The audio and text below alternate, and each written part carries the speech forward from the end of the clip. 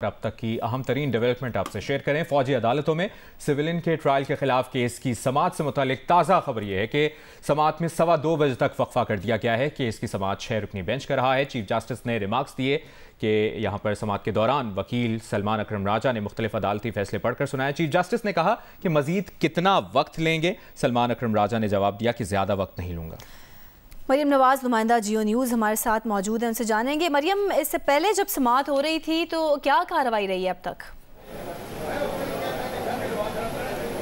जी, supreme court में civilians के फौजी अदालतों में ट्रायल के खिलाफ केस की समाअत है, जिसमें आज सुबह पहले जब वफाकी हुकूमत ने जस्टिस मंसूर अली शाह पे एतराज़ किया तो जस्टिस मंसूर अली शाह ने केस सुनने से माजरत कर ली। उसके बाद समाअत में तकरीबन 1 घंटे का वक्फा हुआ और फिर 11 बजे दोबारा 6 रुकनी बेंच आया चीफ जस्टिस पाकिस्तान के इब्राहिम में, और अब वो 6 रुकनी बेंच जो है इस केस की समाअत कर रहा है। और इसमें जो एक दरख्वास्त गुजार है उसके वकील सलमान अकरम राजा अपने दलाइल दे रहे हैं। और चीफ जस्टिस पाकिस्तान ने आज सुबह जब वक्फे के बाद केस की समाअत दोबारा शुरू हुई, जस्टिस मंसूर अली शाह के रिक्यूज़ करने के बाद जब केस की समाअत बाकायदा शुरू हुई तो चीफ जस्टिस पाकिस्तान ने कहा कि आज सुबह जो सेटबैक मिला उससे रिकवर हो रहे हैं। उन्होंने कहा कि यहाँ पर आईनी हवाले देने के बजाय जो है वो दीगर हरबे इस्तेमाल किए जा रहे हैं।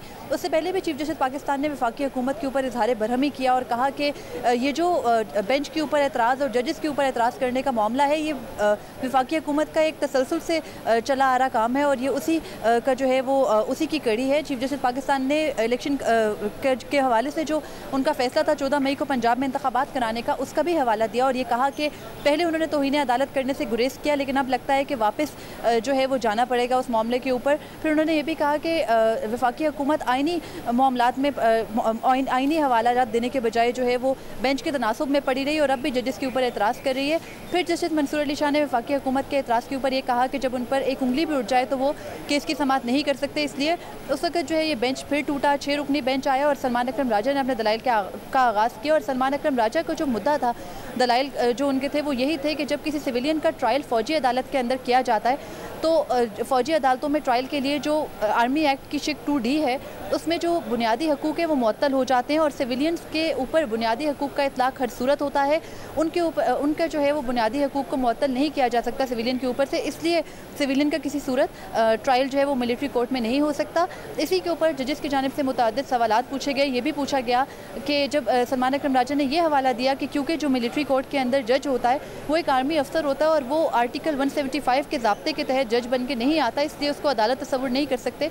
तो इस पर जस्टिस आयशा मलिक ने यह सवाल किया कि क्या आप मिलिट्री कोर्ट को अदालत नहीं मानते?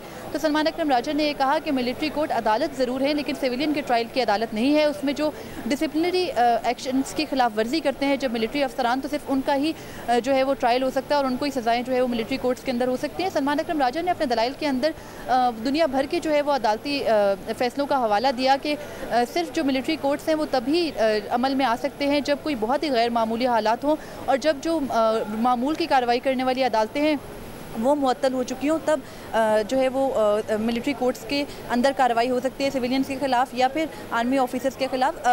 जस्टिस आयशा मलिक ने ही सलमान अकरम राजा से ये सवाल किया कि आप पूरी दुनिया के हवाले दे रहे हैं, ये भी बताएं कि क्या जनूबी एशिया के अंदर कभी सिविलियंस का मिलिट्री अदालतों में ट्रायल हुआ है? तो उस पर जो है वो सलमान अकरम राजा ने यह बताया कि उन्होंने ऑस्ट्रेलिया, कैनेडा, UK समेत मुख्तलिफ मुल्कों की मिसालें देखी है लेकिन जनूबी एशिया की मिसाल उनके पास मौजूद नहीं है। और अभी जो है वो सलमान अकरम राजा ने ब्रेक से पहले अपने दलाइल जो है वो उनके अंदर जो